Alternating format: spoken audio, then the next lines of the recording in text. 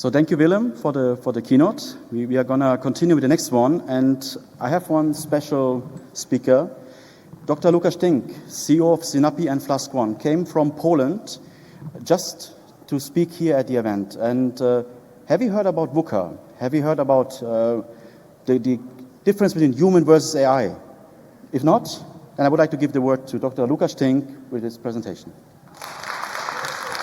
Thank you.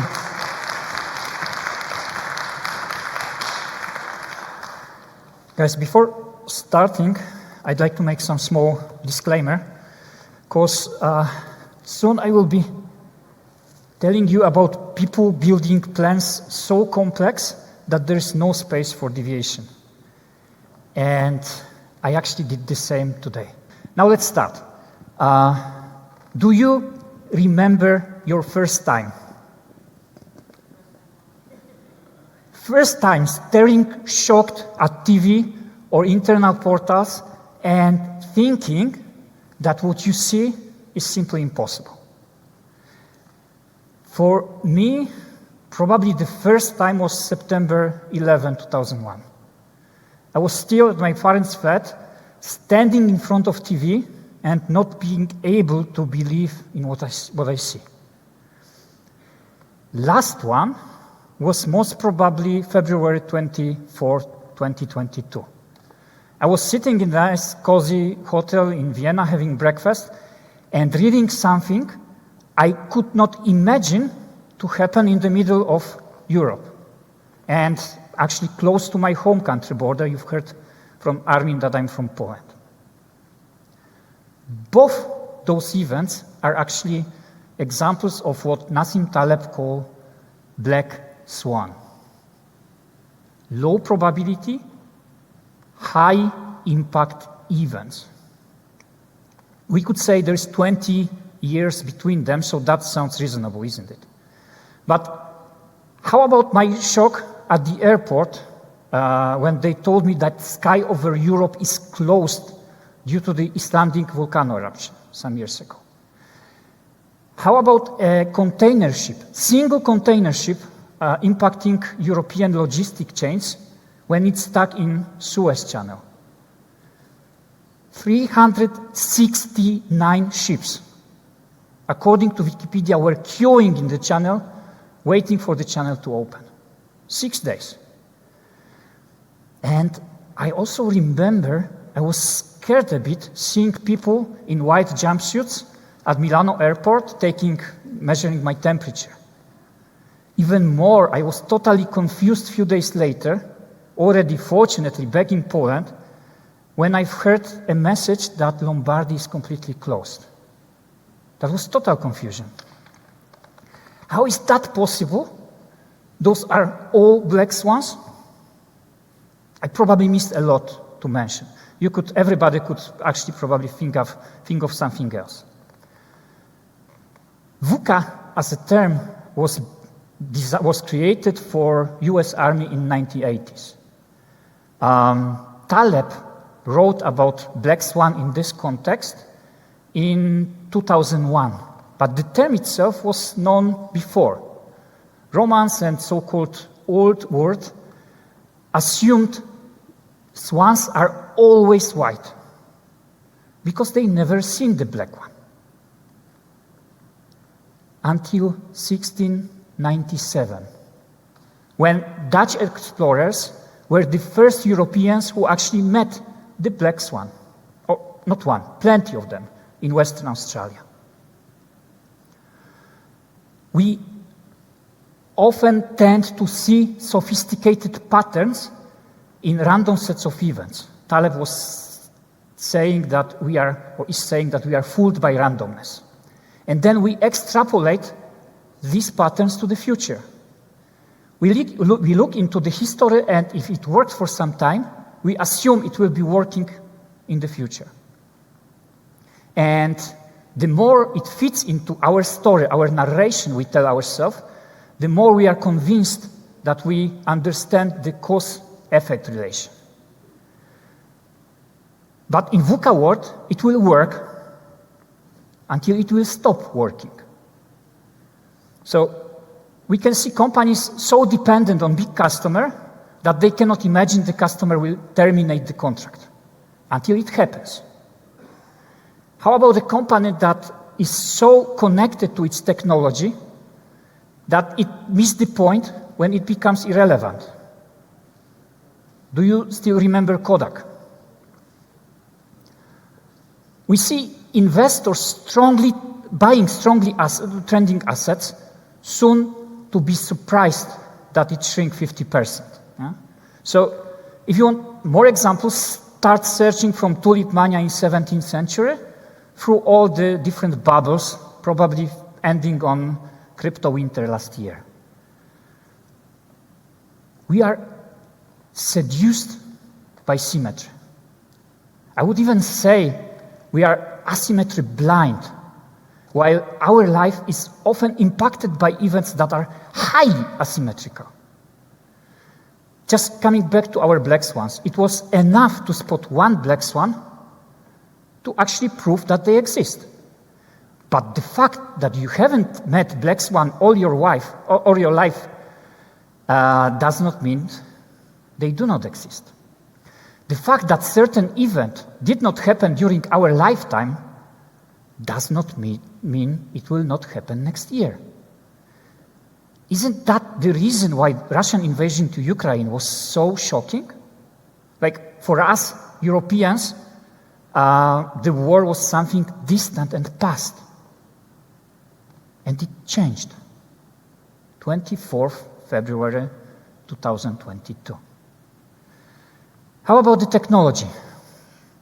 In the title of my keynote, I suggested that there is some fight between human and AI, or broader, human and technology. We could actually argue that technology is an actual catalyst of VUCA process. And we would be probably right. Number of interdependencies that we observe increase enormously. We are exposed to the global digital noise more intensive than any time in the past. We could fight the technology. We could also try to fight VUCA. But my personal advice would be to embrace it. How about our corporate day-to-day world, day-to-day life? I am working with international corporations since 20 years. And I am still, from time to time, surprised by the magic wishful thinking approach. When a new initiative starts, enthusiastic, very precise scenarios are crafted, like me today, with no space to any deviation. It's like an old kung fu movie, like people flying around in fight. Yeah? And technology is often perceived as a magic black box. When we see something goes wrong, let's call IT fairy and wait. This cannot work like that. Instead, we should strive for resilience. Do not attach your entire strategy to very specific and sophisticated scenarios, even if it worked in the past. Have you seen managers recruiting people for the new contract that management expects to sell? And then there's probably no evidence yet that this contract will be signed. In 2-3 months, they are firing those people because the contract was lost. At that time, everybody would tell that they actually knew nothing will happen. Yeah? Do not expose yourself or your company to high-impact events, even if they are low probability. Some years ago in Poland, we had a problem with currency options. Many good real business almost went bankrupt, or some of them actually went bankrupt, because they were tempted by easy money. They sold currency options not to hedge themselves, but to actually improve their financial revenue. They were so convinced that the market trend will not change, and they blew up. They transformed something that was supposed to be a financial tool to secure from certain risk into the nightmare, into the problem which impacted their entire business for months. And even more important, do not compromise on your ground rules, your foundations. If you do not have any, then this is the first problem. In VUCA, it will be especially visible. Did I drifted a bit from technology? Yes and no. Technology is imminent part of our life. It is a huge catalyst factor transforming it in every layer, but it is still a tool. We cannot treat it as a magic black box and expect that it will save us from wrong decisions. It does not work like that. It can help, but it can also plunge your organization. I met many organizations in different countries that actually tried to resolve management problems with technology. When it is not going well, we can start some major technology initiative and promise a lot. At the end, often the project would fail, but it is usually enough complex to actually blur the responsibility for the failure. Strive for resilience. For me, great source of resilience wisdom is actually tango. Just imagine, you step into Buenos Aires Milonga, a tango party. If you just saw a spacey ballroom with nicely dressed noble couples spinning around in perfectly shaped circles, then think again. It would probably be a rather dark room with a crowd of individuals dancing with each other, even though they just met and possibly will not meet again. They do not create something unique together in that particular moment, but they also need to blend into the entire crowd. Be part of the crowd. Adapt. As beginners, we are tempted to learn all these sophisticated figures and movements, and soon we get frustrated. It does not take us anywhere, especially in so volatile environment. The solution, again, is in foundations. And those foundations are valid on all levels, from our personal decision, through the way how managers are working with their teams, to C-level managers who are managing companies. Let me share with you 3 key lessons, 3 key foundations I believe are as important in Tango as in our corporate VUCA life. Be centered and grounded. Build your own foundation on your values and follow them. Do not lie down, do not depend on the partner. Keep balance. Assure you do not expose yourself to the risk you cannot stay. And build communication skills. Both with the partner, but also with the environment. In my humble opinion, these factors are critical to build the resilience and to be able to embrace VUCA. We can stay human.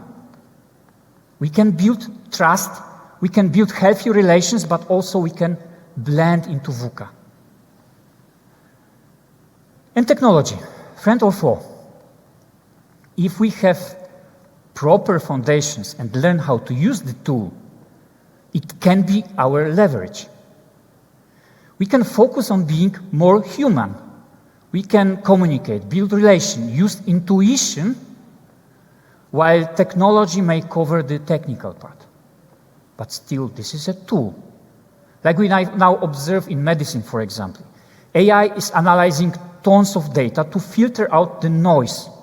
It let best doctors to actually use their intuition, use their life and professional experience, which is at that time as much important as their knowledge. But as in any partnership, we need to learn whom to trust and to what extent. And here again, the 3 Tango lessons should help us to take the right decision. Let me conclude with the positive note. Remember that black swans does not always have to be negative. Keep your eyes open to low probability, high impact, positive event, when the asymmetry I mentioned could be your leverage. Do you know what is Bitcoin Pizza Day? Pizza Day. May 22, 2010. First Bitcoin transaction, physical one, was done. A student bought 2 Papa John's pizza for 10,000 Bitcoins. Now, a single Bitcoin is worth 30K USD. So I just let it stay like that. And I think I will be finishing my presentation. I would like to invite you to our booth. We are there upstairs on first floor, B12. We are happy to discuss VUCA. We are happy to discuss how our both companies, Sinapi and Flask One, can support you in fighting with or embracing VUCA. And we also have nice chocolate cookies, which you can see here, or you can taste here. So you are all invited. And I would like to also invite you to the afternoon call. I'm corporate guy. To the afternoon keynote, 3:30. I'm just looking at Armin. Correct. Where I will be actually now trying to explain how myself and my companies are supporting mainly corporate B2B companies in embracing VUCA in particular challenges, in particular areas like Sinapi in business applications and Flask One in task management in very volatile environment. Thank you very much. We still have a chance for a Q&A. So if you have questions, raise your hand, please. If not, no question. Thank you very much.